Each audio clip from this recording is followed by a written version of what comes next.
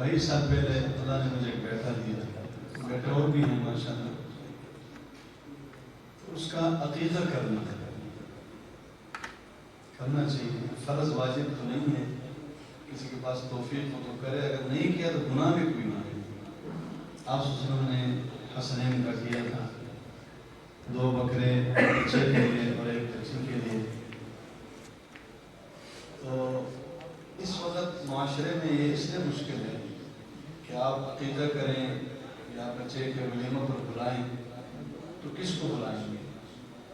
50 کا سوچیں گے 100 ہو جائے گا، 100 سے 500 ہو جائے گا، 500 سے 1000 ہو جائے گا۔ مختلف ہماری نسبتیں اور تعلق ہوتے ہیں۔ میں نے سوچا کہ عقیدے کے بجائے اس کا نام ہی نہیں لیتے ہیں، کھانا بنا دیتے ہیں اور مسجد میں ناموس رسالت کا پروگرام کرتے ہیں۔ یہ ہمارے بھائی شوکت صاحب اس میں تشریف لائے تھے، تو یہ خود بخود تھوڑا ہو جائے گا، نہیں سمجھ آئی؟ مسجد میں رکھو، اسلام کے نام پر رکھو، کوئی خفا بھی نہیں ہوگا کہ مجھے کیوں نہیں بتایا، اور تھوڑا بھی ہو جائے گا۔ اب آپ نے اگر کوئی غیر پروگرام کرنا ہوتا، ابھی مجھے نہیں پتا پوری تفصیلات، آپ نے دعوت کس کو دی، کیسے دی، کوئی سسٹم کھانے کا ہے نہیں ہے، ہوگا ظاہر بات ہے، اور کوئی ٹینٹ لگے ہیں یا نہیں، لیکن آپ اگر ملک صاحب کا کوئی اس طرح کا پروگرام کرتے ہیں نا، تو میں رسم آپ کو 4 سے 5000 آدمی بھی بلانے پڑتے اور شاید 5000 کے بجائے 7000 بھی آ جاتے۔ یہ ہمارے حص کا معاملہ بنا ہے، اس کا یہی طریقہ ہے آئندہ کے لیے، کیونکہ ویسے بھی اسلام میں کچھ چیزیں ضروری ہے وہ کرنا چاہیے، جو ضروری نہیں ہے اس کو اس درجے میں رکھ کر جائز ہے تو وہ بھی کرنا چاہیے، لیکن بعض چیزیں رسومات ہیں جس کا کوئی اجر نہیں ہے تو اس کو پھر اس طرح کا کریں تو اشارے ثواب بھی ہوگا اور لوگ بھی وہی آئیں گے جن کے آنے سے ثواب ہوگا۔ میں تو سمجھ رہا تھا کہ آپ کا قرآن کا پروگرام ہے، قرآن خود اس کو کون اب گاؤں کہتا ہے، یہ تو سمدان کے قریب کا شہر ہے، پھر ہمارے ماشاءاللہ نوجوان علماء جو آپ کے یہاں کے باشندے ہیں تو ایسے حضرات جب آواز لگائیں، اور پھر ابھی بھی مہینہ ربیع الاول گزرا ہے، ہمارا ربیع الاول تو گزرتا ہی نہیں ہے، ہمارا ربیع الاول پورا سال رہتا ہے، ہم کی تاریخوں سے تو کام نہیں چلاتے ہیں، ہم تو کہتے ہیں کہ پورا سال ربیع الاول ہے، پورا سال رسول اللہ صلی اللہ علیہ وسلم کی آمد کرنے کے لیے، پوری زندگی رسول اللہ صلی اللہ علیہ وسلم کے ترتیب اور ان کی زندگی کے مطابق گزارنے کے لیے، تو پھر یہی ہے کہ یہ ربیع الثانی بھی ہمارے لیے آپ صلی اللہ علیہ وسلم کی سیرت کا مہینہ ہے، اور اس کے بعد آنے والے مہینوں میں بھی سیرت میں تھوڑا چاہوں گا چونکہ ساری سواب کی مجلس ہے، اور اس میں 2-3 موضوعات سامنے ہیں، اس میں ملک صاحب بڑے اچھے انسان ان کی جانب سے بہت سارے سلسلوں میں خلا پڑ گیا ہے، خاندانی خلا، مذہبی کاموں کا خلا، خود اس مسجد کے سلسلوں میں، اور تھوڑا سا یہ آپ کو ایک مسئلہ معلوم ہو اور یہ معلوم رکھنا بھی چاہیے کہ جو گھرانے کا بڑا ہے، جو خاندان کا بڑا ہے، اس کا احترام، ادب اور اس کا خیال رکھنا اسلام نے بھی سکھایا ہے، اور اس کے جانے سے جو خلا ہے اس کو بھی پورا کرنا ہے۔ ان کے بیٹے ہیں، ان کے خاندان کے دیگر ذمہ داران ہیں، انہوں نے اب زندگی میں اسی کو چلایا۔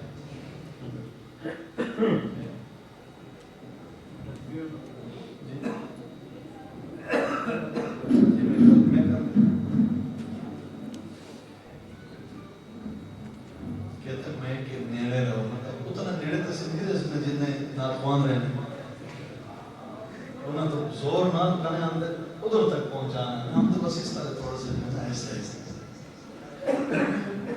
عشاء کی نماز آپ نے نہیں پڑھی تو انشاءاللہ آخر میں عشاء کی نماز پڑھیں گے۔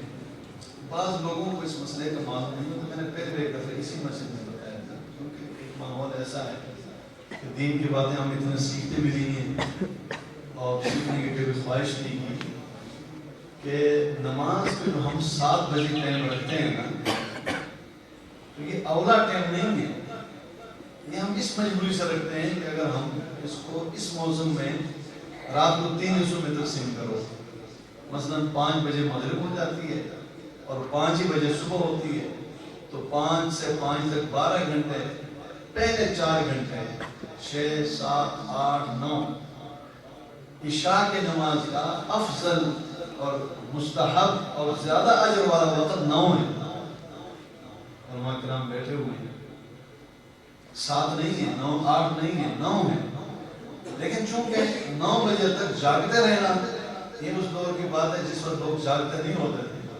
آج کل موبائل تو 11 12 بجے تک جگائے رکھتا ہے، لیکن جاگنے کا خطرہ ہے کہ یہاں سے گئے تو درگزری کے رہیں گے. تو علماء کرام آپ کے آسانی کے لیے 7 بجے نماز رکھتے ہیں، 6:45 7:15، جس میں لوگوں کے لیے آسانی اور زیادہ سے زیادہ مجمع ہو. ابھی بھی ہمیں چلا بھی تبلیغی مراکز میں عشاء کی نماز آخری ٹائم میں ہوتی ہے. جن مدارس میں باہر سے لوگ نہیں آتے وہاں بھی نماز آخری ٹائم میں، مستحب ٹائم ہے، اسی میں ہوتی ہے. پھر یہ ہے کہ رات بھی آج کل لمبی ہے، لوگ کہتے ہیں سو کر جب اٹھتے ہیں تو ابھی بھی کئی گھنٹے باقی ہوتے ہیں. تو یہ الحمدللہ ایک دینی پروگرام ہے شاید ثواب کا. علی صاحب سے ایک نسبت اور تعلق جن جن کا ہے ان کے ان کی یاد اور ان کے حوالے سے جو خلا ہے یہ سارے سلسلے وہ اس اہمیت کو سمجھتے ہیں. میں کوشش کروں گا چند آیات کا آپ کے سامنے ترجمہ رکھوں اور اس کے بعد 2-4 باتیں عرض کروں گا. اللہ تعالیٰ مجھے اور آپ کو اور پورے امت مسلمہ کو قرآن و سنت پر عمل کرنے کی توفیق عطا فرمائے. چلو آپ لوگوں نے باتیں نہیں کرنی تو پھر ذرا اس طرف آئے ضروری ہے، ان لوگوں کو آگے جگہ دے دیں. باتیں نہیں کرنی چاہیے سب کو سیدھا. الحمدللہ الحمدللہ وکفی والصلاة والسلام على خاتم الرسل والأنبياء وعلى آله وأصحابه الأتقياء. أما بعد فأعوذ بالله من الشيطان الرجيم. بسم الله الرحمن الرحيم. لقد كان لكم في رسول الله أسوة حسنة لمن كان يرجو الله واليوم الآخر وذكر الله كثيرا. رب زدني علما رب زدني عملا سبحانك لا علم لنا إلا ما علمتنا إنك أنت العليم الحكيم. اللهم صل على محمد وعلى آل محمد كما صليت على إبراهيم وعلى آل إبراهيم إنك حميد مجيد. اللهم بارك على محمد وعلى آل محمد كما باركت على إبراهيم وعلى آل إبراهيم إنك حميد مجيد.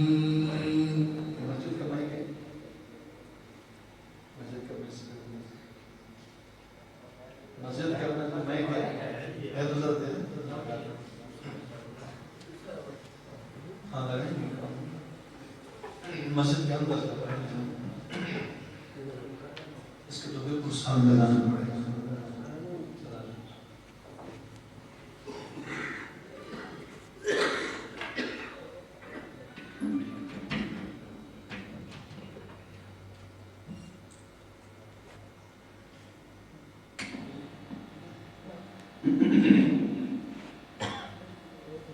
لقد كان لكم في رسول الله أسوة حسنة. یقیناً ہے تمہارے لیے رسول اللہ صلی اللہ علیہ وسلم کی زندگی میں بہترین نمونہ. لمن كان يرجو الله واليوم الآخر. ان کے لیے جنہیں اللہ پر یقین ہے اور آخرت کے دن پر، وذکر اللہ کثیرا، اور جو یاد کرتے ہیں اللہ کو بہت۔ وَلَمَّا رَأَى الْمُؤْمِنُونَ الْأَحْزَابَ، اور جب دیکھا خندق کے موقع پر ایمان والوں نے ان سارے لشکروں کو، قالوا، کہنے لگے، هَذَا مَا وَعَدَنَا اللَّهُ وَرَسُولُهُ، یہ وہ امتحان ہے جس کا اللہ نے ہم سے وعدہ کیا اور اس کے رسول نے ہم سے وعدہ کیا۔ وَصَدَقَ اللَّهُ وَرَسُولُهُ، اور اللہ کے سارے وعدے سچے ہیں اور اس کے رسول کے سارے وعدے سچے ہیں۔ وَمَا زَادَهُمْ إِلَّا إِيمَانًا وَتَسْلِيمًا، اور اس بات نے ان کے ایمان اور ان کی اطاعت کو اور بڑھا دیا۔ من المؤمنین رجال صدقوا ما عاهدوا اللہ علیہ، ایمان والوں میں سے وہ مرد تھے جنہوں نے سچ کر دکھایا وہ جس پر اللہ سے وعدہ کیا تھا۔ وَمِنْهُمْ مَنْ قَضَى نَحْبَهُ وَمِنْهُمْ مَنْ يَنْتَظِرُ، ان صحابہ، ان آدمیوں میں سے کچھ نے اپنا مقصود پورا کر لیا اور کچھ انتظار میں ہیں۔ وَمَا بَدَّلُوا تَبْدِيلًا، اور انہوں نے نہیں بدلایا اس میں سے کچھ بھی۔ لِيَجْزِيَ اللَّهُ الصَّادِقِينَ بِصِدْقِهِمْ، تاکہ اللہ بدلہ دے، ثواب دے سچوں کو ان کی سچائی کا۔ وَيُعَذِّبَ الْمُنَافِقِينَ إِن شَاءَ، اور عذاب دے منافقوں کو اگر وہ چاہے۔ أَوْ يَتُوبَ عَلَيْهِمْ، یا انہیں توبے کی توفیق دے کر توبہ قبول کر لے۔ إِنَّ اللَّهَ كَانَ غَفُورًا رَحِيمًا، یقیناً اللہ بہت بخشنے والا بڑا رحم والا ہے۔ وَرَدَّ اللَّهُ الَّذِينَ كَفَرُوا بِغَيْظِهِمْ لَمْ يَنَالُوا خَيْرًا، مکے سے آئے ہوئے ان لشکروں کو اللہ نے جو کافر تھے واپس لوٹایا، غصے کے ساتھ، انہیں کچھ بھی بھلائی نہ ملی۔ وَكَفَى اللَّهُ الْمُؤْمِنِينَ الْقِتَالَ، اور اللہ خود کافی ہو گئے ایمان والوں کی طرف سے اس لڑائی میں۔ وَكَانَ اللَّهُ قَوِيًّا عَزِيزًا، اور اللہ بڑی طاقت والے ہیں اور بڑے زبردست ہیں، زور والے ہیں۔ وَأَنزَلَ الَّذِينَ ظَاهَرُوهُم مِّنْ أَهْلِ الْكِتَابِ مِنْ صَيَاصِيهِمْ، اور اتارا ان یہودیوں کو اہل کتاب میں سے جنہوں نے مدد کی تھی اس لشکر کی، ان کے قلعوں سے۔ وَقَذَفَ فِي قُلُوبِهِمُ الرُّعْبَ، اور ان کے دلوں میں رعب ڈالا۔ فَرِيقًا تَقْتُلُونَ وَتَأْسِرُونَ فَرِيقًا، پھر ان میں سے ایک جماعت کو تم قتل کرتے رہے اور ایک کو تم نے قیدی بنایا۔ وَأَوْرَثَكُمْ أَرْضَهُمْ، فرمایا پھر تمہیں اللہ نے مفت میں دے دی ان کی زمین۔ وَدِيَارَهُمْ، ان کے گھر۔ وَأَمْوَالَهُمْ، ان کے مال۔ وَأَرْضًا لَمْ تَطَئُوهَا، وہ زمین بھی تمہیں دے دی جس پہ تم نے ابھی قدم نہیں رکھا۔ وَكَانَ اللَّهُ عَلَى كُلِّ شَيْءٍ قَدِيرًا، اور یقیناً اللہ ہے ہر چیز پہ قدرت رکھنے والے۔ یا ایھا النبی، اے پیارے نبی، قل لازواجک، اپنی بیویوں سے کہہ دیجئے، ان کنتن تریدن الحیات الدنیا، تم اگر چاہتی ہو دنیا کی زندگی، دنیا کی زندگانی، وزینتہا، دنیا کی رونق، فتعالین، تو تو آؤ امتعکن واسرحکن سراحا جمیلا، کچھ فائدے کی چیزیں دے کر تمہیں میں چھوڑ دوں گا اچھی طریقے سے۔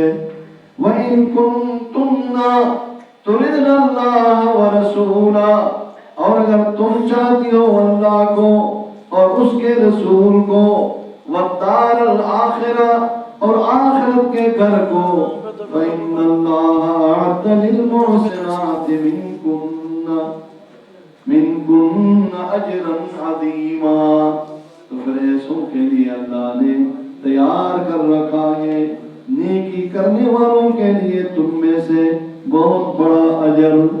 برادران اسلام، قابل صد احترام عزیز دوستوں اور بزرگوں، چند آیات میں نے اس محفل کے مناسبت سے برکت کے لیے سورہ احزاب میں سے آپ کے سامنے اس کا ترجمہ بھی عرض کر کے، جسے آپ نے خوب سمجھ بھی لیا ہے، اس محفل کو قرآن سے مبارک کرنے کے لیے عرض کر دیا۔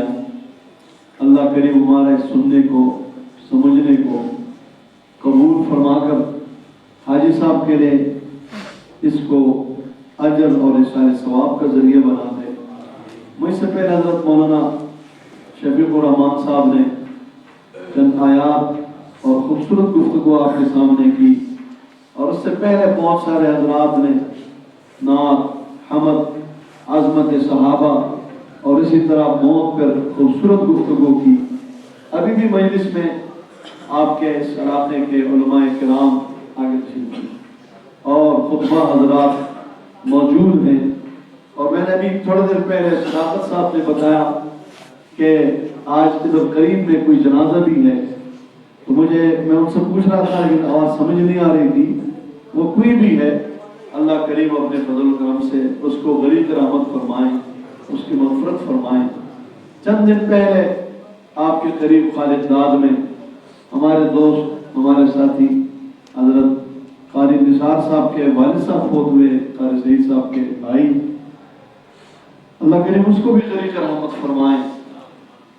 جا رہے ہیں، روزانہ ہم یہ سن رہے ہیں، ہمارے لیے کوئی نئی بات نہیں ہے۔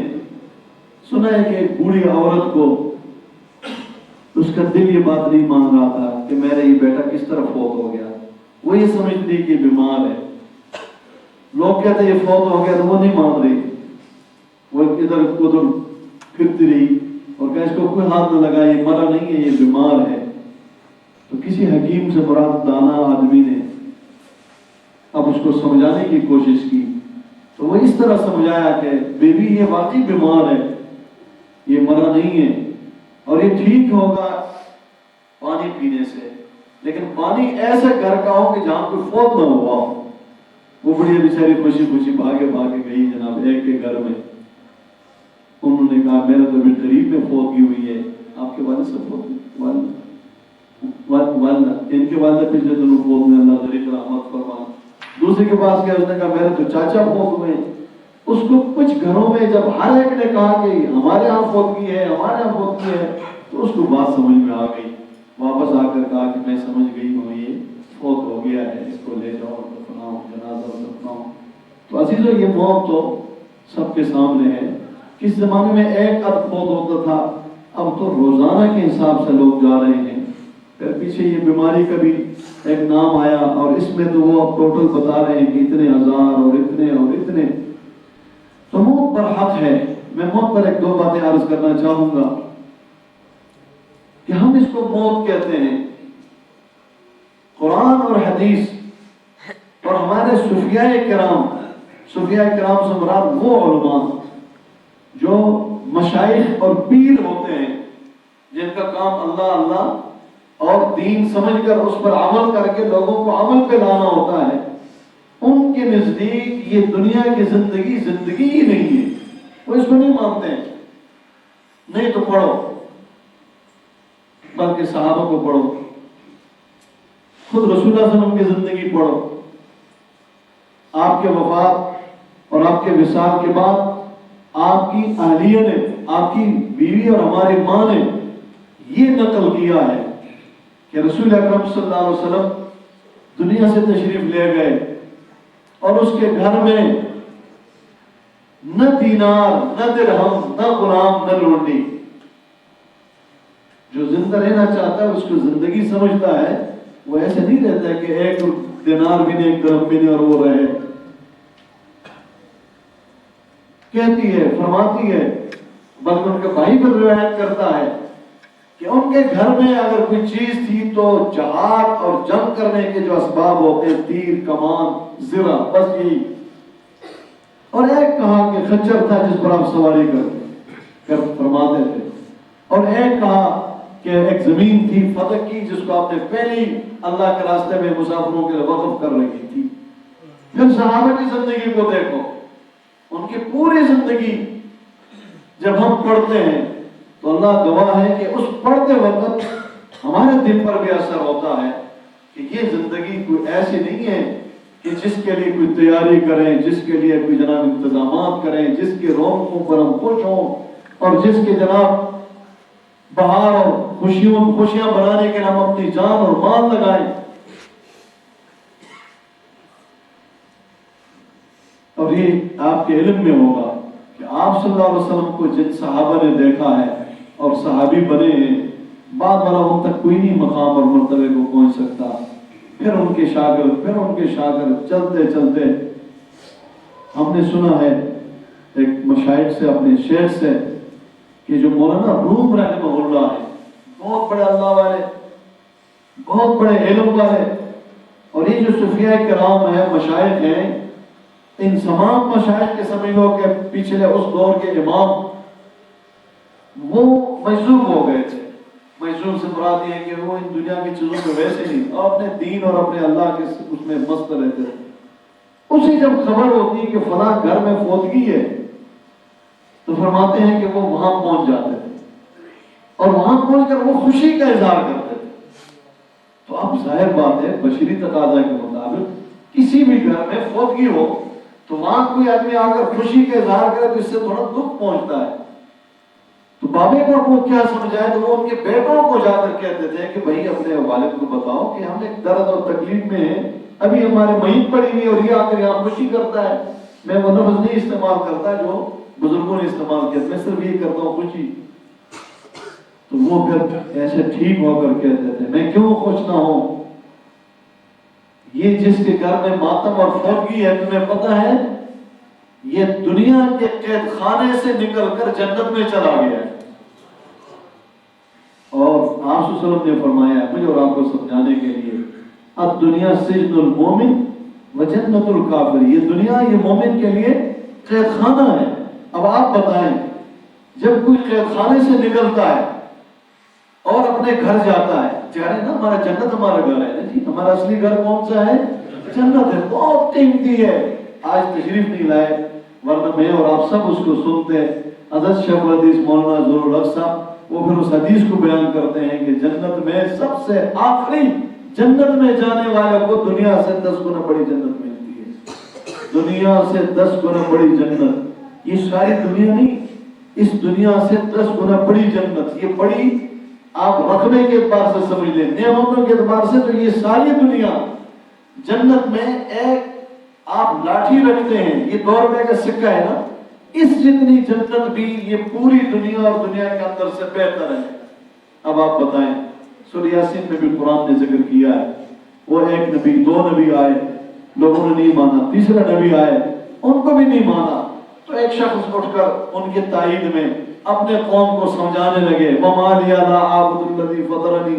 یہ کرتے کرتے اس قوم نے انتہائی ظالمانہ انداز سے اس کو شہید کیا، بظاہر اس کو ٹکڑے کیا، شہید کیا، مار دیا. لیکن قرآن کہتا ہے قِيلَ ادْخُلِ الْجَنَّةَ، ادھر سے شہید ہو رہا ہے ادھر سے ہم نے کہا جنت میں داخل ہو جا. قال يا ليت قومي يعلمون بما غفر ربي وجعلني من المكرمين. اب وہ جنت میں جا کر کہتے ہیں کاش میرے قوم کو پتہ چلے. وہ تو سمجھ رہے ہیں ہم نے اس کو تڑپایا ہے، اس کو مارا ہے اور اس کو قتل کیا اور اس کو ختم کیا ہے، میں کدھر ختم ہوں، یہاں میری بخشش ہوئی ہے، میرا اکرام ہوا ہے.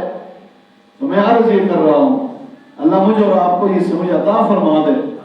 جو مولانا روم فرماتے تھے بات وہ تھی، وہ کہتے میں کیوں خوش نہ ہوں قید خانے سے قیدی نکلا ہے اور اپنا گھر چلا گیا، اپنی جنت میں چلا گیا ہے۔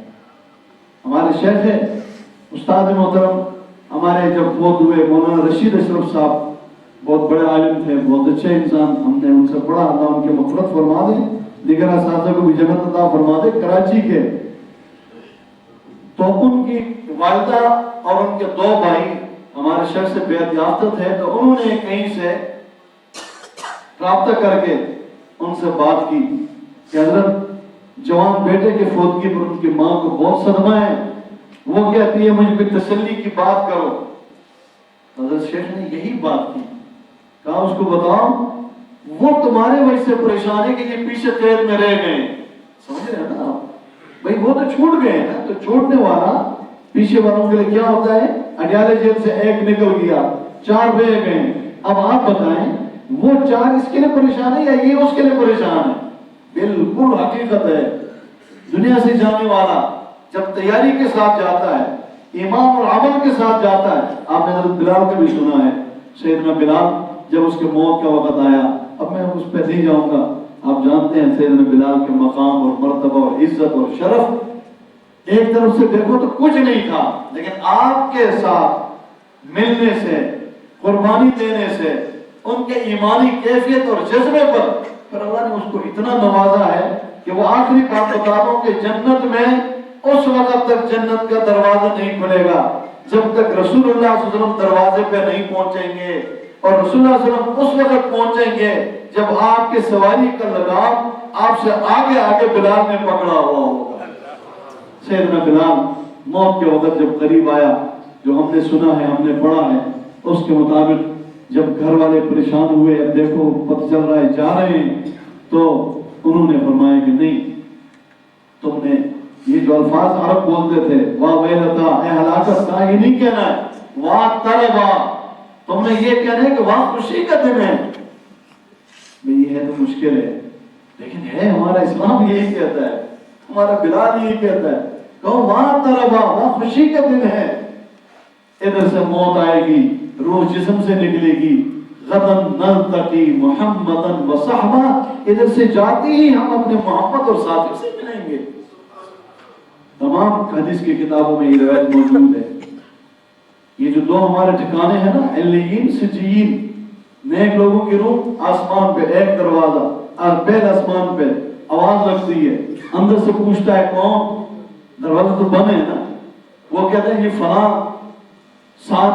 کی روح کھول دیتے ہیں، یہ 7 آسمان سے گزر کر پھر اللہ تعالیٰ اس کو شان اور شوکت کے ساتھ علیین، وہ بھی جنت کا منظر ہے، اس کی کیفیت ہم نہیں بتا سکتے، جنت کا منظر ہے، وہاں پہنچتے ہی اس سے پہلے جو لوگ نیک لوگ گئے ہیں وہ بھی وہیں پر ہیں، ان کی ملاقات ہوتی ہے، وہ پھر پوچھتے ہیں اچھا جی وہ فلاں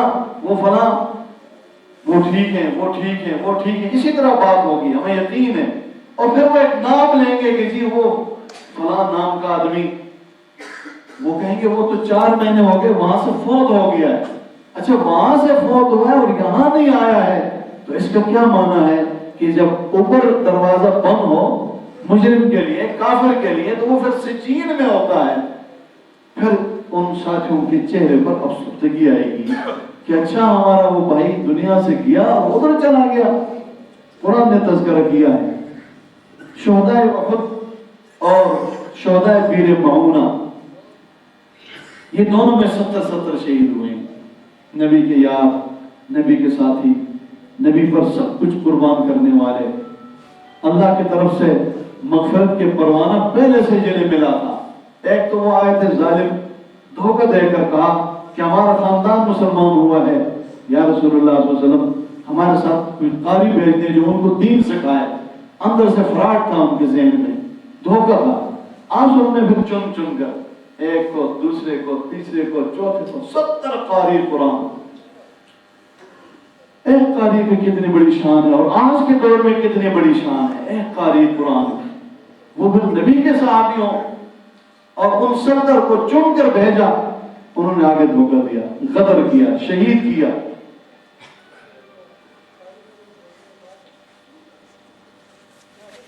شہید تو ہوئے لیکن جنت میں گئے، اپنے رب سے پھر کہا ہے کہ دیکھو ہم تو بہت دور شہید ہوئے، آپ تو مدینہ منورہ میں ہیں. اس کے الفاظ ہے، ابھی میں کوشش کرتا ہوں میرے ذہن میں آ جائے. اللہم بلغ نبینا، اللہ کریم آپ تو سارا جانتے ہیں، ہمارے نبی کو مدینہ میں یہ پیغام پہنچا دیجئے. انا قد وجدنا ما وعدنا ربنا حقا، جو رب کا وعدہ تھا اللہ کے راستے میں موت اور شہادت کے نتیجے میں حیات اور حیات کی جنت والی، وہ ہم نے پا لیا. سبحان اللہ. اور آپ نے مدینے میں پھر کہا کہ تمہارے وہ ساتھی شہید ہوئے ہیں اور ان کا پیغام رب نے مجھے پہنچایا ہے. اور انہوں نے یہ حدیث میں یہ تمام واقعات ہیں. احد کے شہداء کا بڑا عجیب واقعہ ہوا، شہید بھی ہوئے، شروع میں فتح بھی ملی، پھر تکلیفیں آئیں، تکلیفوں کے نتیجے میں 70 ساتھی شہید ہوئے. اور مصیبت یہ شہادتیں تو مسلمان اس منزل سے گزرتے ہیں، شہادتیں ہی تو ہیں مسلمانوں کے پاس. بڑا مرتبہ اور جلدی اور مختصر راستہ جنت کا وہ شہادت ہے، وہ جہاد ہے.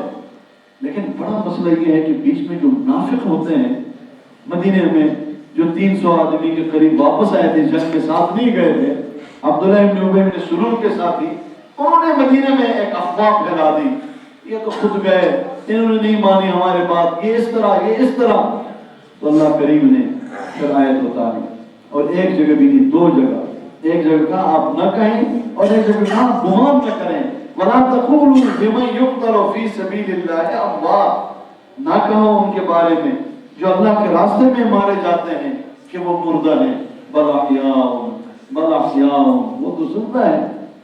تو میں اس پوری بات کا خلاصہ یہ نکالتا ہوں اور آپ کے سامنے عرض کرتا ہوں کہ جس زندگی کو ہم سارا کچھ کر اپنے جوانی اس پر لگاتے ہیں، مال اس پر لگاتے ہیں، اولاد اس پہ لگاتے ہیں، 10 اللہ نے بیٹے تھے 10 کو لگاتے ہیں، اور اس دنیا کو بڑھانے کے چکر میں حدود اربا بڑھاتے ہیں، زمینیں بڑھاتے ہیں، تجارت بڑھاتے ہیں. میرا عزیز دوستو، اس کو صوفیاء کرام اور اس کو قرآن و سنت نے زندگی مانا ہی نہیں ہے. زندگی شروع ہی موت سے ہوتی ہے، جس موت کے بارے میں ہم گھبرا جاتے ہیں. اور اس گھبراہٹ کی 2 وجہ ہیں. ایک تو وجہ ہمیں اس کا ادراک نہیں ہے کہ موت، ایک مومن کی موت وہ کتنی خوبصورت ایک سفر ہے. اور دوسری بات ہمیں یہ کہ چونکہ ہم نے اس دنیا سے اتنے اپنے تعلقات بنا دیے کہ وہ جھٹکا جس میں پھر ہمیں یہ چھوڑنا پڑے گا، یہ چھوڑنا پڑے گا، یہ چھوڑنا پڑے گا، یہ ہمیں پریشان کرتا ہے.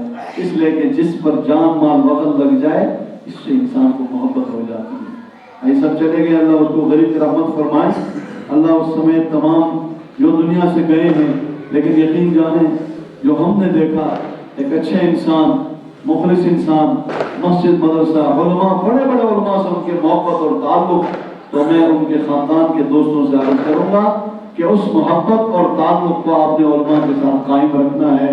اور اس دین کے کاموں کو جہاں انہوں نے چھوڑا ہے، آپ کو ان کا انداز معلوم ہے، اس کو اس سے آگے بڑھانا ہے. اور آج تو ہمارا دل گواہی دیتا ہے کہ اس نے اچھا کیا تھا، اس کو اچھا بدلہ ملے گا. باقی جو آگے پیچھے کام ہے وہ تو ہمارے معاشرے کا حصہ ہے، وہ اسی طرح رہتے ہیں. آپ کے اس پروگرام کا ایک عنوان ہے عظمت قرآن. آپ نے بچوں کو دیکھا جن کو ہم نے سر پر رومال رکھا، بچیوں نے پڑھا قرآن. خیرکم من تعلم القرآن وعلمہ، تم میں قرآن پڑھنے اور پڑھانے والے بہترین لوگ ہیں.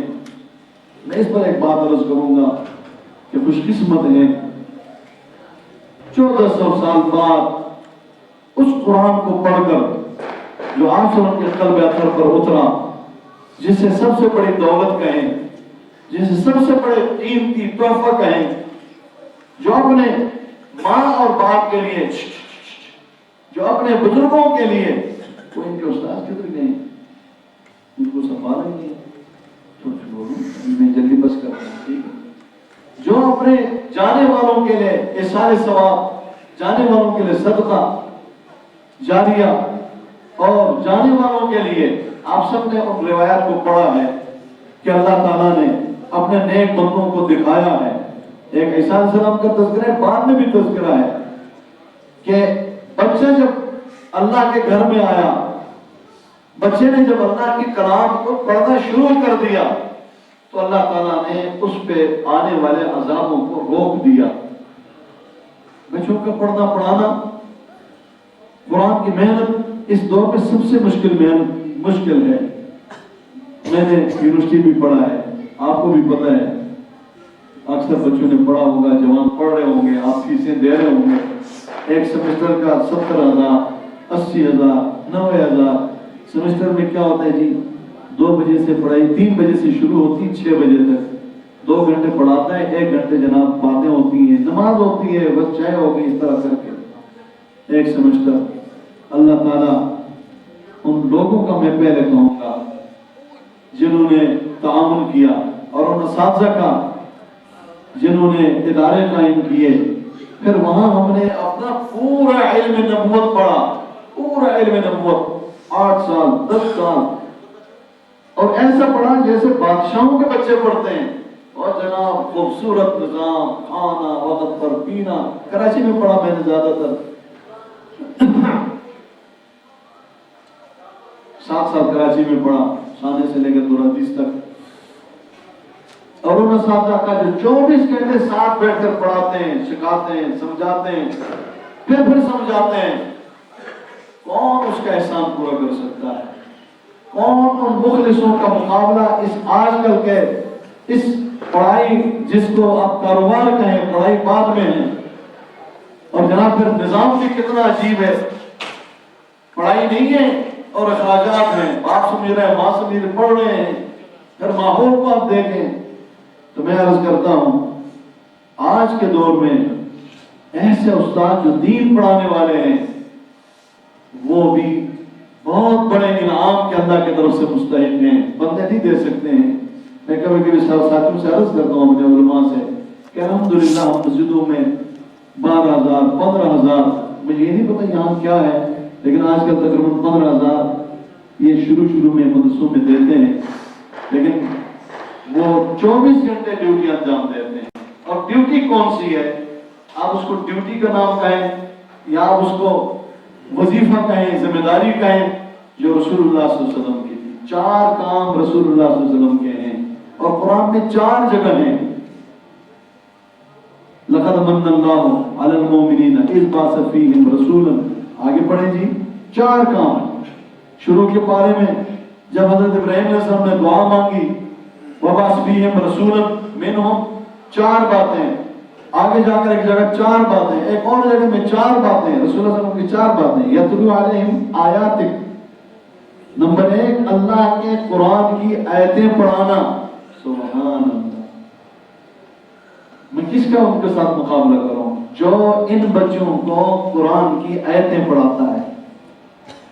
اس کے برابر پڑھانے والا دنیا میں پہلے کہیں نہیں ہے۔ اللہ خیرکم من تعلم القرآن، نبی پاک نے فرمایا ہے، اس سے بہتر، کیونکہ قرآن کا پہلا معلم پڑھانے والا رسول اللہ صلی اللہ علیہ وسلم ہے۔ جو آج اس مسئلے پر بیٹھ کر پڑھاتا ہے یا مدرسے میں بیٹھ کر پڑھاتا ہے، وہ رسول اللہ صلی اللہ علیہ وسلم کا پہلا فریضہ ادا کرتا ہے۔ اور آگے بیٹھنے والا بچہ، آپ نے ابو بکر کو پڑھایا، عمر کو، عثمان کو، علی کو، بلال کو، طلحہ کو، سعد کو، سعید کو، رضوان اللہ اجمعین، 1,24,000 کم بیش کو پڑھایا ہے۔ یہ سامنے پڑھنے والا یہ ان کی جگہ پر ہے۔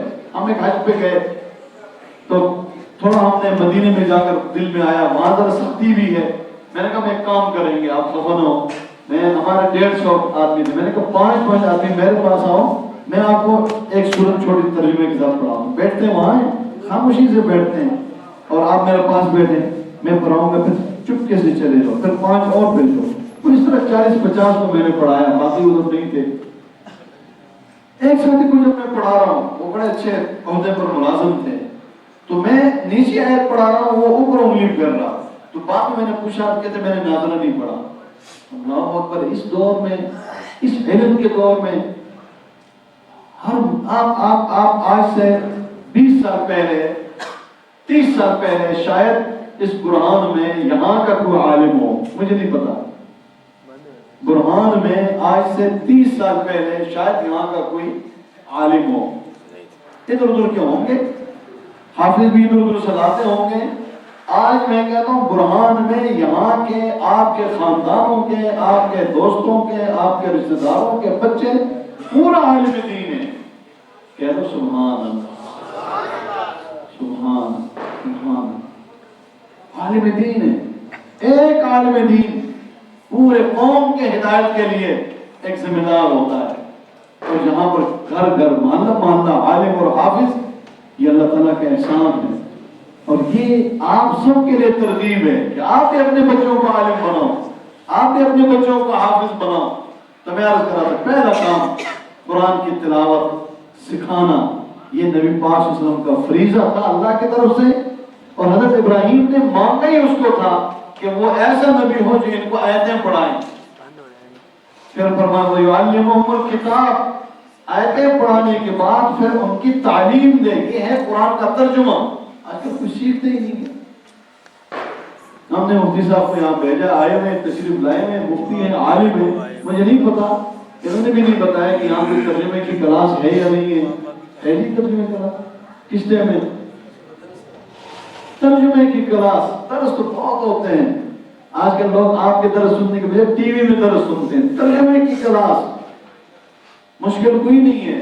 وہ جس کو میں نے مدینے میں دیکھا کہ اس کو نظر نہیں آ رہا، میں کہیں اور انگلی پھیر رہا ہوں، وہ اور پھیر رہا ہے، وہ پھر واپس آیا، اس نے اپنا گھر چھوڑ کر ہمارے قریب مہاندرون میں کرایہ کا گھر لیا، اور اس نے 6 مہینے میں اس نے اپنے تینوں بیٹوں کو لایا، تینوں خود بھی اور بیٹوں نے بھی ناظرہ پڑھا، اور پھر اتنا ترجمہ پڑھا کہ وہ پہلے رمضان میں کہہ رہا تھا کہ اب مجھے پتہ چلتا ہے کہ آگے قاری جو پڑھ رہا ہے اس کا مطلب کیا ہے۔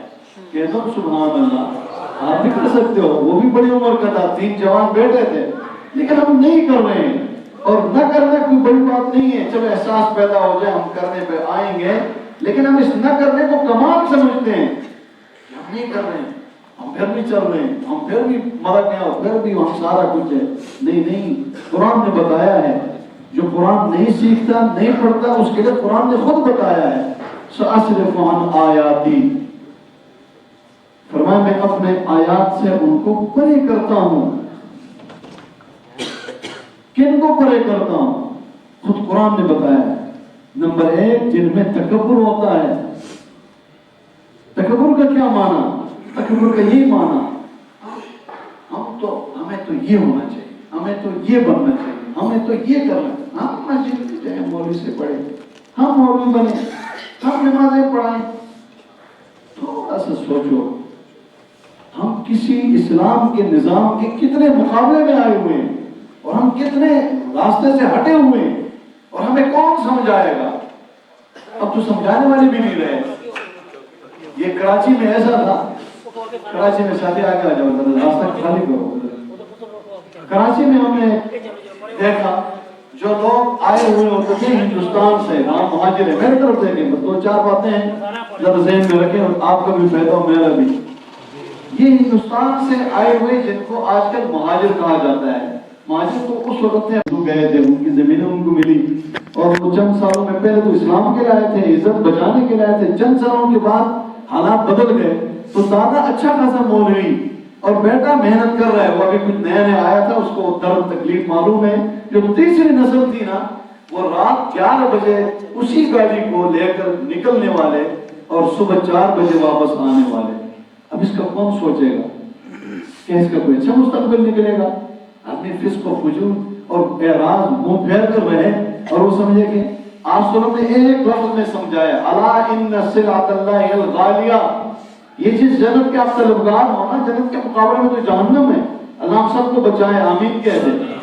جہنم ہے، آگ ہے، اور آگ بھی ایسی ہے کہ بھڑکائی گئی ہے 1000 سال، پھر 1000 سال، پھر 3000 سال بھڑکانے کے بعد اب اس آگ سے اللہ ہم سب کی حفاظت فرمائے۔ وہ بڑی کالی رنگ کی ہے، اور جناب اس کی کوئی ایک چنگاری آ جائے تو دنیا سارے جل جائے، اور اس میں تو میں سمجھتا ہوں 1 سیکنڈ میں آدمی 1000 دفعہ جل جائے۔ دنیا کی آگ سے 70 گنا زیادہ جلانے والی، دنیا کی آگ سے مراد کی آگ چولہے والی کو لے لیں، آپ بھٹے والے آگ کو لے لیں، جس میں دیکھیں نا اندر اینٹ دوبارہ ایک آگ بن چکی ہوتی ہے، پھر جناب آپ کے چونے کے بھٹے کو دیکھو، پھر سمٹ کے بھٹے کو دیکھو، جہاں سمٹ بنتے ہیں وہاں بالکل آگ ہی آگ، تو آدمی دیکھے تو سوچتا ہے تو یہ آگ ہے اور یہ جنت ہے، اور یہ جنت کے بارے میں فرمایا یہ مہنگی ہے، سستی نہیں ہے۔ یہ مہنگی ہے، سستی نہیں ہے۔ آپ نے اگر یہ سمجھ رکھا ہے کہ میں جیسا کروں جو کروں کوئی پوچھنے والا نہیں ہے، نہ اللہ کے حکم نہ نبی کا طریقہ، یہاں تو کوئی نہیں پوچھے گا۔ پھر ہمارے ملک میں تو ذرا بہت اچھا کہ جمہوریت ہے، ہر ایک کو آزادی ہے، یہاں تو کوئی نہیں پوچھے گا، لیکن آپ سے پوچھنے والا بھی ہے اور آپ کے لیے آپ کی جگہ اور آپ کا سلسلہ۔ تو اس لیے میں عرض کرتا ہوں کہ کوئی یہ سمجھتا ہے کہ میں مسجد سے دور ہوں، میں فلاں نماز سے دور ہوں، یہ کوئی میرے اپنے کوئی اختیار ہے، نہیں، آپ کسی بھی دین کے کام سے دور ہیں تو سمجھ لیں کہ اس میں اللہ تعالیٰ نے آپ کو سیٹ پر کر لیا ہے۔ آپ اس کو منائیں، آپ دعائیں مانگیں، آپ تہجد پڑھیں، آپ اللہ سے قبولیت کی دعا مانگیں کہ اللہ مجھے، میرے اولاد مجھے اسلام کے لیے قبول فرما دے۔ پھر ہم نے ان لوگوں کو دیکھا ہے، انہی لوگوں میں سے کراچی میں ہمارا وقت گزرا ہے، اس لیے میں عرض کرتا ہوں مثال کے طور پر ان لوگوں کو دیکھا ہے کہ جن کے کاروبار سال میں کروڑوں کے، مطلب یہ ہے کہ کروڑوں کا آنا جانا ہے، لیکن وہ پورے سال کے لیے تبلیغ میں جاتے ہیں۔ یہ بھی بڑا مشکل کام ہے جی، ایک عام آدمی کے لیے مشکل ہے، لیکن جس کے کاروبار کروڑوں میں ہے وہ چھوڑ کر جاتے ہیں۔ شروع میں تو گھبراتے بھی ہوں گے، لیکن بعد میں گھبراہٹ ختم ہوگی۔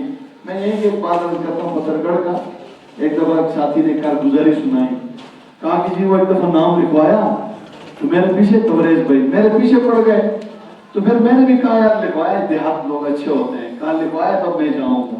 وہ آخری وقت آیا جانے کا، کہتا ہے کہ میں نے کہا چلو یہ آخری کھانا ہے، جماعت اور مسجد میں تو یہ ماں اور بیوی کے ساتھ بیٹھ کر کھاتا ہوں۔ کہا میں بیٹھ گیا، بس کہا تینوں نے ایک لقمہ بھی نہیں کھا سکے ہر ایک رو رہا ہے، تو جانا بھی ہے، میں رو رہا ہوں۔ یہ شروع کی کیفیت ہے۔ اچھا کہتے کچھ ایسے میرے لوگوں پر پیسے تھے لیکن وہ مجھے ملنے نہیں تھے، اور کچھ لوگوں کے میرے ذمہ بھی تھے۔ میں اس پریشانی میں باہر کہ نام لکھوایا تو میں جماعت کے ساتھ سال کے لے گیا، کہتے واپس آیا الحمدللہ سال پورا کیا، تو گھر میں پوچھا کیا صورتحال ہے، کہتے وہ جنہوں نے نہیں دینے تھے انہوں نے بھی پیسے دے دیے، اور ہلکے پھلکے ہم نے جو قرضے تھے وہ تو اتارے، اور ہم نے ابھی لوگوں کو قرضہ دیا ہوا ہے۔ کہتے سبحان اللہ۔ اور اب حالت یہ ہے کہ میری ماں بھی کہتی ہے اور میری بیوی بھی کہتی ہے تو جتنے دنوں کے لیے جاتا ہے آؤ روٹی ساتھ کھائیں گے، شوق سے اور آپ کو رخصت کریں گے۔ عزیزو یہ دین کا راستہ، صحابہ کا راستہ، یہ قربانیوں کا راستہ، یہ ہمارے لیے اتنا مشکل ہو گیا، بہت مشکل۔ اب قربانی تو ہم دیتے ہیں، میں آپ کو بتاتا ہوں عام طور پر ہمارے یہاں رسم کے کھانے ہوتے ہیں، رسم سمجھتے ہیں جس پر اجر نہیں ملتا، نبی کا طریقہ نہیں ہے، نبی نے حکم نہیں دیا۔ یہ جو ہم خاص تیسرا دن یا ساتواں دن یا جمعرات کا دن یا فلاں دن یا فلاں دن، آپ چھٹی کی وجہ سے رکھ سکتے ہیں، اتوار کو رکھو کیونکہ ملک میں چھٹی ہے، اس کھانے کو رکھو کہ لوگ آرام سے آ کر کھائیں۔ آپ جناب کوئی ایسے دن پہ رکھو جس دن چھٹی ہوتی ہے، لیکن یہ جو خود خاص کرتے ہیں اس دن نہیں کرے تو پوچھتے ہیں آپ نے کیوں نہیں کیا؟ یہ کھانے تو اس پر تو کوئی فائدہ نہیں ہے، ہم بتاتے رہتے ہیں۔ ہمارے بھی والد فوت ہوتا ہے، ہمارے والدہ اللہ حیات رکھے، لیکن گھر میں فوتیاں ہوتی ہیں، تو کم از کم ہمیں تو دیکھو یہ کیا کرتے ہیں جی۔ ہم سے لوگوں کو شکایت یہ ہوتی ہے کہ مولوی کہتے ہیں اور ہیں اور کرتے ہیں اور ہیں، ہم وہی کہتے ہیں جو وہی کرتے ہیں، کیونکہ ہم یہ دنوں میں کا کچھ نہیں کرتے۔ جو کر سکتے ہیں اچھا عمل کرو، اشارہ ثواب کرو، یہ چیز اپنے طرف سے لگانا اور اس کو بڑا اہم سمجھنا اور اس پر پوچھنا، یہ اگر ہم اسلام میں جائیں نا تو ہم وہاں پر دیہاتی ہیں، اگر ہمیں پتہ ہی نہیں ہے۔ ہم ایسے زمانے میں اس وقت جی رہے ہیں کہ نبی پاک صلی اللہ علیہ وسلم کی سنت وہ اوپری ہو گئی ہے، اس کو عجیب یہ کیا ہے، اور جو لوگوں کے طریقے ہیں وہ اتنے اچھے ہو گئے ہیں کہ ہم ان کو زبردستی جناب پکڑ کر اسی پہ چلتے ہیں۔ حالانکہ حدیث پاک میں ہے فرمایا من تمسک بسنتی عند فساد امتی فلہ اجر 100 شہید۔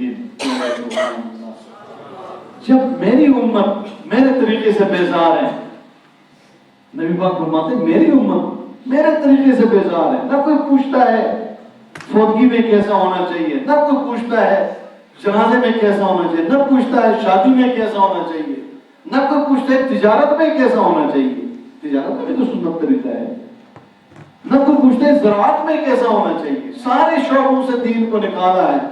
فرمایا جب میری امت اس حالت میں ہو اور ایک مرد مجاہد کھڑا ہو، وہ میری محبت میں اسلام پر قائم رہتے ہوئے ایک سنت پر عمل کرے گا، اس کو 100 شہیدوں کا ثواب ہوگا۔ آج یہی صورتحال ہے، لوگوں کو دین کی بات بتاتے ہوئے یا شرم آتی ہے یا خوف آتا ہے، یا شرم آتی ہے یا خوف آتا ہے۔ کل ہی نہیں کہ لیکن انہوں نے نہیں بتایا، اور دنیا کے کام کرنے میں فخر ہے۔ اب ہوتا کیا ہے، مثلا جی میں آپ کو کوئی آسان سی مثال بتاؤں، مشکل نہ ہو، کوئی کھانا ہے، وہ کھانا کوئی ضروری نہیں ہے، وہ ایک بکری کا بھی آپ سنم، مثلا آپ کو میں بتاتا ہوں، آپ سنم کی شادی ہے، ہماری ماں کی شادی ہے، آپ سنم کے عقد میں آ رہی ہے، آپ نے عقد نکاح کے بعد اب اس کا ولیمہ دینا ہے، تو آپ نے صحابہ سے فرمایا بھی تمہارے پاس کچھ ہے؟ میرے پاس تو کچھ نہیں ہے۔ کہہ دو سبحان اللہ، میرے پاس تو کچھ نہیں، تمہارے پاس کچھ ہے؟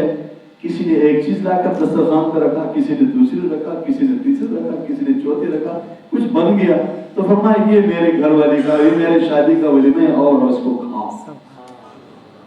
ہم تو جناب ہمارے تو نام ختم ہو جائے گا، ہم تو کسی کام کے نہیں رہیں گے، حالانکہ دونوں جہاں کے سردار ہے، دونوں جہاں کے جناب دولہا ہے، دونوں جہاں کا شان ہے، دونوں جہاں کی آن ہے، اور وہ ایسا ولیمہ۔ اب ولیمہ دینا چاہیے، سنت ہے، لیکن یہ جو ہم کرتے ہیں یہ سنت نہیں ہے، یہ ہم کرتے ہیں چلو طاقت ہے کریں، لیکن اب میں مثال صرف بتاتا ہوں۔ آپ نے گھر میں کہا کہ جی اس کام کو ذرا آسان کرتے ہیں جی، جیسے پیچھے کرونا تھا اس لیے کرتے ہیں، یا کسی اور وجہ سے کرتے ہیں، یا کسی اور وجہ سے آپ تبلیغ والے ہیں تو آپ نے ذرا کہہ دیا گھر میں کہ یار یہ فضول خرچی ہو جاتی، کوئی سادہ سا کرتے ہیں مختصر سا، تو گھر والی کہے گی جی اس میں تو کیا ہے، جانور تو اپنا گھر کا ہے، 50,000 اس نے منٹ میں نکال دی، جانور گھر کا ہے، اور ادھر جناب کڑک بھی گھر کی ہے، دوسرے کام بھی حال ہو گیا، کیوں ہے تو وہ میرے کو پیج نہیں یا تیرے کو پیج نہیں تو انہوں کیوں لے لیں گے۔ 1.5 لاکھ کا ایک کام جس پر آپ کو اتنا فائدہ نہیں ہے وہ تیار ہو گئی، لیکن اسی بیوی کو آپ کہو کوئی دین کا کام کا کہو، ایک غریب ہے آپ کے محلے میں، اس کے گھر میں آٹا نہیں ہے، اس کے گھر میں فلاں چیز نہیں ہے، آپ اس بیوی سے کہو کہ بہت بڑا اجر ہے، بہت بڑا ثواب ہے، وہ پریشان ہے، ہم ان کو خوش دیکھیں گے تو میرے اور آپ کے لیے یہی جنت ہے۔ وہ آپ کو جو چیز آپ بتائیں وہ کہیں یہ تو میرے بچوں کا ہے، دوسری چیز یہ تو میرے ادھر ضرورت ہے، تیسری وہ تو میرے ادھر ضرورت ہے، وہ آپ کو منٹوں میں فارغ کر دے گی، یہاں اس کے لیے کچھ نہیں۔ یہ ہماری کمزوری ہے، ہمیں اپنے سامنے رکھنا چاہیے۔ عرض کرا تھا 2 منصب، ایک تلاوت قرآن کا، یہ نبی کا منصب، وَيُعَلِّمُهُمُ الْكِتَابَ، قرآن کی تعلیم، وَيُزَكِّيهِمْ، یہ نبی کا کام تھا کہ معاشرے میں اپنے صحابہ پوری امت کو پھر سکھائے۔ نبی کا عمل تو نمونہ ہے قیامت تک کے لیے، آپ سب بتاتے رہے، سکھاتے رہے، جس کے ذریعے یہ جو ہماری بیماریاں ہیں، کون کون سی، حسد، کینہ، بغض، غیبت، چغلی، تکبر، جتنی برائیاں جس کو اسلام برائی کہتا، نبی پاک نے تربیت فرما کر ان کو پاک اور صاف کر دیا۔ اس زمانے میں بھی ماشاءاللہ مشائخ ہیں جس کو آج آپ کے اصطلاح میں پیر کہتے ہیں۔ ایک تو ہوتا ہے جو اپنے آپ کو زبردستی پیر کہلاتے ہیں، نہیں، ایک حقیقی پیر ہوتے ہیں۔ ہم نے دارالعلوم کراچی میں پڑھا ہے، یہ علماء سارے جانتے ہیں، دارالعلوم کراچی علم کا بہت بڑا مرکز ہے، جہاں تقریباً 10,000 کے قریب طالب علم ہوتے ہیں، اس کے شاخ میں 10,000۔ حضرت مولانا تقی عثمانی صاحب وہ مستقل مرشد ہیں، ان کا سلسلہ ہے پیری مریدی کا، ان کا سلسلہ ہے ہفتے میں 1 دن کا۔ مولانا رفیع عثمانی صاحب ان کا اپنا سلسلہ ہے، جو پاکستان کے بڑے مفتی ہیں۔ مولانا عبدالرؤف سکروی صاحب ان کا اپنا سلسلہ ہے، مولانا عبداللہ میمن صاحب ان کا اپنا سلسلہ ہے، مولانا افتخار، ایک مدرسے میں 7 سلسلے ہیں، لیکن 7 کے 7 شیخ الحدیث بھی ہیں، وہ علم کے بہت اعلیٰ معیار کے ہیں، اور 7 کے 7 اصلاح کا کام کرتے ہیں، لیکن اس میں ان کے سامنے اور کچھ نہیں ہے، صرف یہ فکر ہے کہ یہ جو دین ہے، اسلام ہے، یہ آگے تک پھیل جائے۔ آج بھی موجود ہیں یہ جو حضرت مولانا زولا صاحب تشریف نہیں لائے، اس علاقے کے بہت بڑے پیر ہیں، ان کا ہر جگہ بیان ہوتا ہے، اصلاحی بیان، اس کی سارے اپنی زندگی آپ سمجھے کہ ایک نبی پاک صلی اللہ علیہ وسلم کی زندگی کے نمونے کے طور پر گزارتے ہیں۔ تو آج بھی اپنے جس علماء سے آپ مطمئن ہیں ان سے سیکھنا چاہیے، ان سے پڑھنا چاہیے، اور اس چیز کو سامنے رکھتے ہوئے کہ ہم اس دنیا میں آئے ہیں، ہم تو کرایہ دار ہیں، ہم نے اس کو چھوڑنا ہے، آج چھوڑنا ہے یا کل چھوڑنا ہے۔ میرے عزیز دوستو، عظمت قرآن پہ آپ کے بچوں کا نظر پڑنا، میں ان کے والدین کو، ان کے استاد کو، سب کو مبارکباد پیش کرتا ہوں۔ ناموس رسالت عنوان تو رکھا ہے، اس پر بھی بات اتنے نہیں ہو سکی کہ یہ پہلے نعتیں وغیرہ پڑھتے رہے ہیں۔ ناموس رسالت یہ نبی کی عزت کا احترام، نبی کی عزت کا احترام کا خلاصہ یہ ہے کہ اگر ہمارے نبی، ہم تو سارے نبیوں کو مانتے ہیں، ہمارے نبی کی عزت محفوظ نہیں ہے تو مومن کے لیے پھر زمین کے اوپر چلنے سے مرنا بہتر ہے۔ اس لیے کہ ہماری توحید ہے، قرآن ہے، حدیث ہے، یہ سارا کچھ ہمیں جو ملا ہے وہ ہمارے نبی کے ذریعے ملا ہے، اور ہمارے اللہ کریم نے اپنے نبی کی عزت کو ہمیشہ محفوظ رکھی ہے۔ میں ایک چھوٹی بات عرض کر کے بات ختم کروں گا، صرف آپ کو بتانے کے لیے کہ پاکستان جیسے ملک میں بھی یہاں بڑی کمزوریاں ہیں، لیکن اب اس حوالے سے کوئی کمزوری نہیں ہے۔ آپ کے ملک میں قانون بنا ہوا ہے، جو نبی پاک صلی اللہ علیہ وسلم یا کسی نبی کا شان میں توہین کرتا ہے، قصداً، اشارتاً، کنایتاً، اس کی ایک ہی سزا ہے، وہ موت کی سزا کے خوف کی وجہ سے آج تقریباً آپ کے ملک میں حفاظت ہے۔ خدا نخواستہ یہ قانون اگر آج نہ ہو تو اس وقت دنیا اتنا خرچ کر رہا ہے اس پر، اور وہ اس معاملے میں اتنا حساس ہے کہ پوری دنیا کو اس کا ٹھیکہ اٹھایا ہوا ہے کہ یہ کیا ہے کہ لوگ کہتے ہیں کہ شخصیات محترم ہوتی ہیں، ان پر بات نہیں ہو سکتی ہے۔ ہمارے ہاں انبیاء پر بات نہیں ہو سکتی ہے، انبیاء معصوم ہیں، نبوت سے پہلے بھی، نبوت کے بعد بھی، نہ ان سے چھوٹے گناہ ہوتے ہیں، نہ ان سے بڑے گناہ ہوتے ہیں، نہ سب سے بڑا علم والا ہوتا ہے، اور امت کی نجات، کامیابی اور ناکامی اسی نبی کے ماننے اور نہ ماننے میں بند ہے۔ تو میرے عزیز دوستو، آج یہ قانون پاکستان میں موجود ہے، اس قانون کو ہم بچے ہوئے ہیں، اور جہاں نہیں ہے، اب جیسے فرانس ہے، دیگر ممالک ہے، وہاں آپ دیکھتے ہیں کہ آئے روز اب توہین شروع ہو رہی۔ میں آپ کو ایک بات بتاؤں، آپ حیران ہوں گے، عیسائی دنیا نے تحریک چلائی ایک دور میں، اور وہ مسلمانوں کا دور تھا۔ انہوں نے دیکھا کہ یہ جو وقت کا بادشاہ ہے یہ نرم ہے، اسلام میں تو مضبوط ہے لیکن ویسے پالیسی اس کی نرم ہے، تو انہوں نے یہ بڑا اچھا موقع ہے، آج تک ہم ایسا نہیں کر سکے، چلو آج کرتے ہیں۔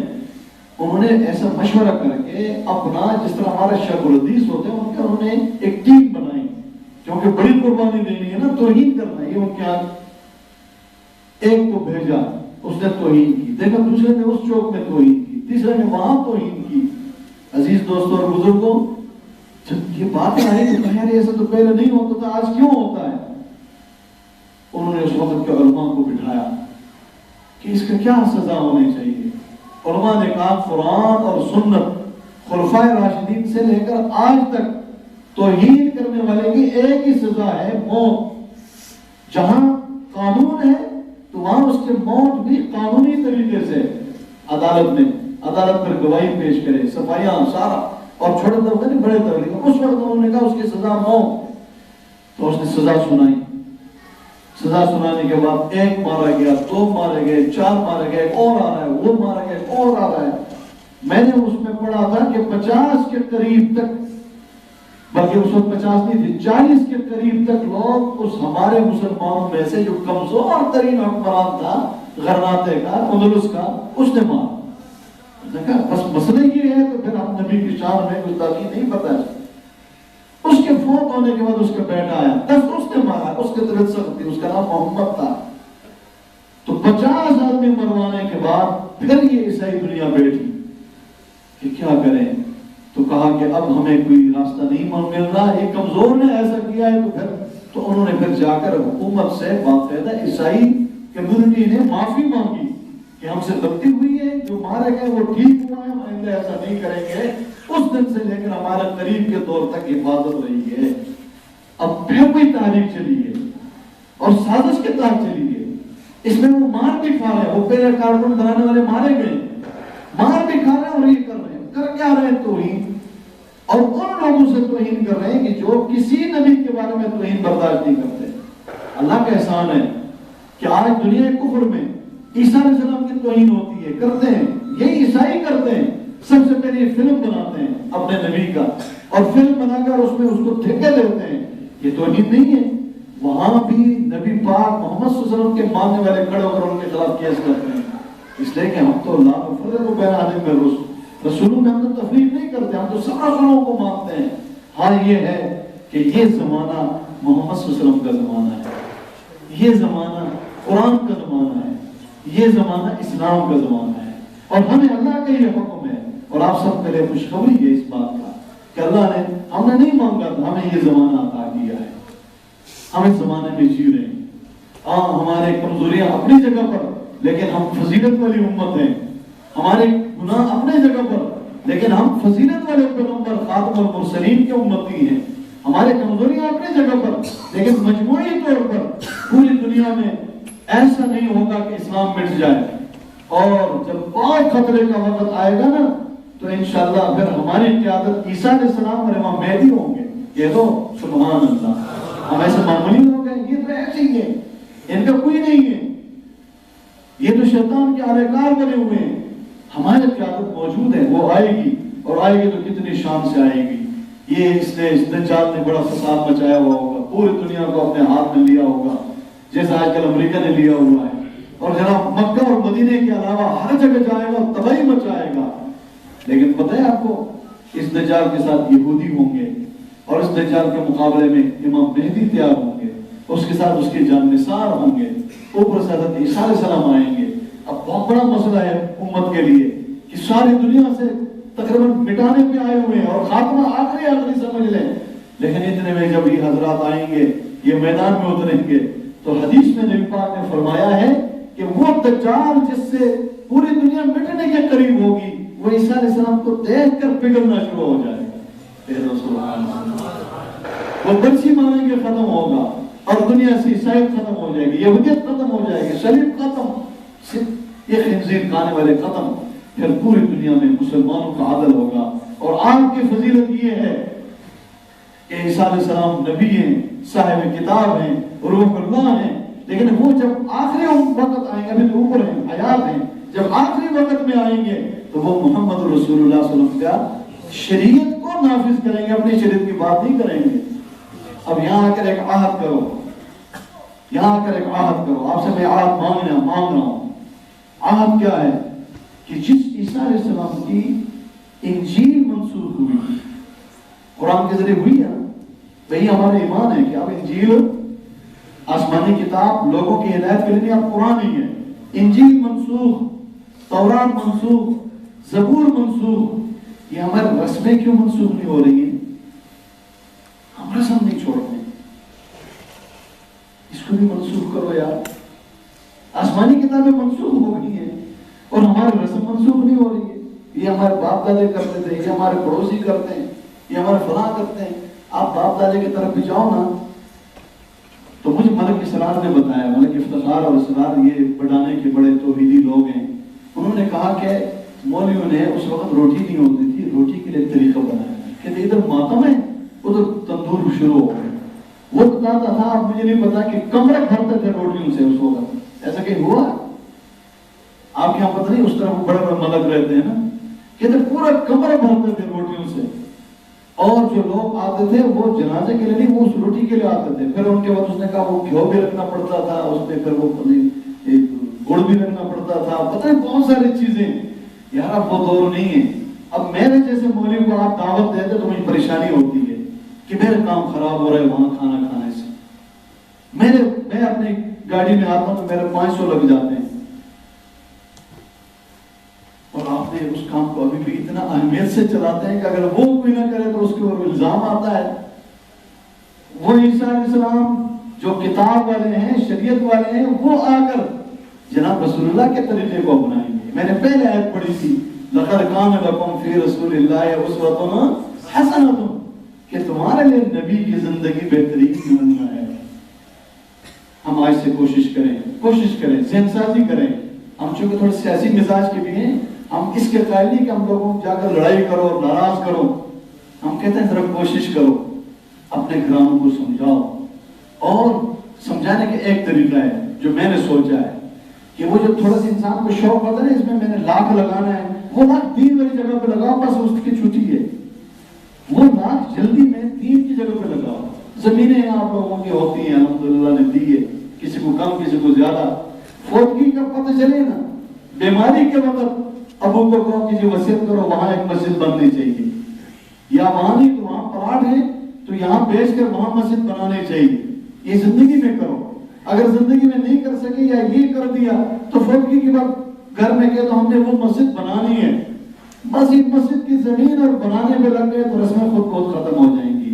और वही मस्जिद क़यामत की सुबह तक आपके वालिद, आपके चचा, आपके भाई और आपके लिए सदका जारिया बने। ये अब मस्जिद है, ये इतने लोग बैठे हुए हैं, दीन की बात सुन रहे हैं, दीन की बात हो रही, नमाजें होंगी, हो रही है, जिक्र अज़कार हो रहे हैं, ये सारा क्या है? ये उसी के खाते में जाएगा जिसने ये मस्जिद सबसे पहले, जिसका हिस्सा है, बेशक वो थोड़ा है या ज्यादा है, वो एक ईंट जितना है उसको भी पूरा पूरा सवाब मिलेगा। और एक और बात अर्ज करता हूँ इसी हवाले से, सदका जारिया की बात, ये रास्ता हम नहीं देते, रास्ता रोकते हैं। जिसका रास्ता है उसको खरीदते हैं रोकने के लिए। वो नंबरों में नंबर होते हैं ना, आप समझ गए होंगे, नंबरों में नंबर होते हैं। तो कुछ नंबर हम इसलिए खरीदते हैं कि बस अब हमने रुकावट डाल दी, कब तक डालोगे, वह कब तक आपके पास रहेगी। मैंने सुना है ये एक खान है, बाद में मैंने जाकर वो जगह देखी भी है, उसने मस्जिद के लिए भी बड़ी जगह दी है, ये बादर में। तो चलो ये मुझे नहीं कहना चाहिए था, लेकिन एक बात है कि वालिद साहब से लोग रास्ता मांगते रहे तो वालिद साहब हमारे जैसे, आप जैसे उसको तौफीक नहीं हो सकी कि मैं बाद में रास्ता कैसे दूं, बस मुझे इसी फिर कराया करो। बड़ों का यही होता है, हम भी फिर कराते थे, तुम भी फिर कराओ। वालिद फौत हुआ, बेटे को जब कहा तो उसने उस सिरे से इस सिरे तक 20 से 30 से जो भी है, मैंने ये नहीं देखा, उन्होंने कहा ये आप लोगों का रास्ता है। क़यामत के दिन तक इस रास्ते पर जो कदम पड़ेगा उसका सवाब मिलेगा वक़ार साहब को, और अगर उसने वालिद की नियत की है तो उसको भी मिलेगा, लेकिन वो इसके जरिए से मिलेगा।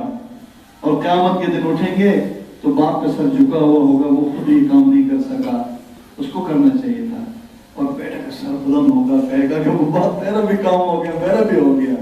ये रास्ता रोकना है। वैसे इस्लाम में, मेरी मैं आम बात करता हूँ, लेकिन अगली बात बता रहा हूँ कि जिस रास्ते से रोड निकला है, जीटी रोड, आपने उसमें थोड़ा बहुत पैसे भी लिए हों, इस रोड का भी क़यामत की सुबह तक आपको सवाब मिलेगा। और एक बात और बताऊंगा तो खफा नहीं होना, ये सवाब मस्जिद के सवाब से ज्यादा मिलेगा।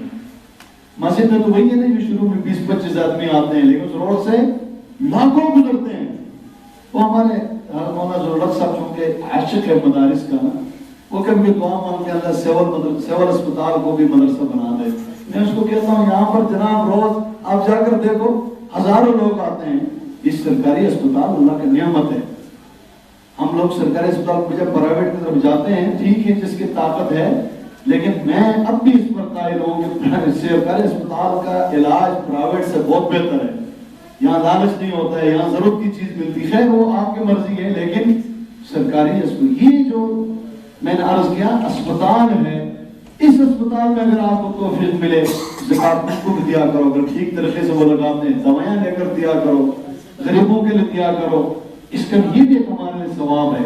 आप अपने एरिया में अगर बना सकते हैं, जैसे हुकूमत के लोगों से आप कहें कि जी जमीन हम देंगे और अस्पताल आप बनवा दें सरकारी, तो जिसने जमीन दी और जिसने सिफारिश करके अस्पताल बनवा दिया, ये इलाज जब तक चलेगा इन दोनों का सदका जारिया होगा। और आखिरी बात, सुकून को हम ऐसे ही समझते हैं, वो ऐसे तो इसलिए हुआ कि इसका निसाब दीन के निसाब से कुछ अलग करने की कोशिश की गई, लेकिन फिर भी सुकून के लिए कुछ साथी जगह देते हैं, सुकून में भी पढ़ाया जाता है, बच्चों का मुस्तकबिल बनता है, उस पर भी सवाब मिलेगा। صدقہ جاریہ نام ہے اس چیز کا جس چیز سے کسی کو دین یا دنیا کا فائدہ پہنچے. اب وہ جب تک پہنچے گا آپ کو اس کا ثواب ملتا رہے گا. اور اس سے آخری جو بات رہتی ہے وہ یہی ہے کہ آپ اپنے بچوں کے لیے نیت کریں, وہ دین پڑھیں, وہ اسلام پڑھیں, آپ خود بھی پڑھیں, گھر میں بھی وہ دیکھیں کہ ماں باپ وضو کرتے ہیں, نماز پڑھتے ہیں, تلاوت کرتے ہیں, تو وہ کہیں گے کہ ہم بھی یہ پڑھنا چاہتے ہیں. تو ان کو کہو اور پھر آپ پڑھتے ہیں تو مسجد میں. اگر وہ گھر میں دیکھتے ہیں نہ باپ پڑھتا ہے نہ ماں پڑھتی ہے نہ اور کوئی پڑھتا ہے, ماحول ہی نہیں ہے نہ دین کا نہ قرآن کا, قرآن ہی نہیں ہے. باقی اس دور میں ہم سب کی کمزوری ہے, وہ موبائل میں لگے ہوئے ہیں, تو پھر یہ بچے بھی کہتے ہیں مجھے موبائل دے دو, یہ زیادہ میں بھی تماشا کرتا ہوں, اور شاعت بنتا ہے, وہ بھی آپ کا گھر کا فرض ہے. بہت ساری باتیں ہوئی. اللہ کریم سے دعا ہے اللہ تعالیٰ اپنے فضل و کرم سے ہم سب کا اس بیٹھنے کو قبول فرما دے, اور اس محفل اور مجلس کو آغاز سے لے کر ابھی تک اس میں جو بھی نیک عمل نیک بات ہوئی حاجی صاحب کے سارے ثواب کے لیے اللہ تعالیٰ قبول فرما دے. ہمارے علماء کرام کی ایک بڑی تعداد یہاں بیٹھی ہوئی ہے, اللہ کریم ان کی عمروں میں برکت دے. اللہ تعالیٰ ان سے بھی, ان کو بھی دین کی خدمت کے لیے قبول فرمائے. دیکھیں ایک چیز خطرناک ہوتی ہے, موقع آئے بچے کا, بچہ آپ کا جوان ہے, بچہ آپ کے جناب اتنا کا ہے, وہ پڑھ سکتا ہے, اس کو جلدی پڑھاؤ, بعد میں پھر مسائل بن جاتے ہیں. اسی طرح کوئی نیکی کا ارادہ ہوا وہ نیکی کر گزرو, بعد تک نہ چھوڑو. یہ مہمان ہے, یہ جائے تو پھر ہو سکتا ہے نہ آئے, اس لیے کہ آپ نے اس کی قدر نہیں کی. ایسی موت کو سامنے رکھتے ہوئے تو دنیا کی ساری چیزیں ہیج ہو جاتی ہیں, اور انسان یہی سوچتا ہے کہ میں ان کو دین پر لگاؤں. اللہ تعالیٰ ان باتوں کو جو میں نے کہا آپ نے سنا, ہمیں عمل کی توفیق عطا فرما دے اور قبول فرما